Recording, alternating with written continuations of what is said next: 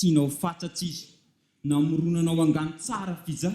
nanangananao tantara farahidin'izay ratsy tsy mitsongo akory izy nefa mihinana foana tsy mba mitsatsemboana latsaka fa izy dia mety izay tsara rapa mamirapiratra ny fiainany ka taratra izay rehetra tao na dia rasy dia antsoina hoe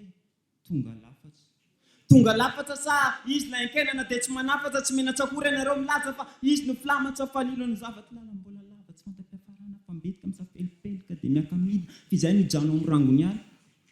tsy mpanosavy akory ka hivoaka fa tena mampitsoaka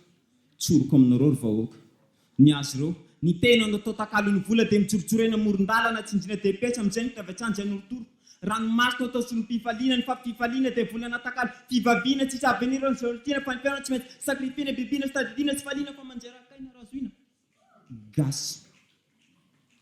gasy mantsa lava satria ny mpanao rasy nao rango flamatra dia ny madinika no antsoina hoe mpangalatra mpangorokarena mpangalatsy no izay mpanakarena dia lazaina fa hoe gasikara mbola sinjina manano tena sa ianareo mihitsy ny fatsapangorokarena tsy mitsity firenena fa minima avy izay manjoany tena nefa ne dia samy lokaloka ery hoe Madagasikara ho tiaviko manjakizay menina manlondarana mpanorenana fanombotsy ampanjosy ty firenena kinanjo menina ho ampotsy lazaina avoaka izay tosy satria menina fangorokarena satria fiampirenena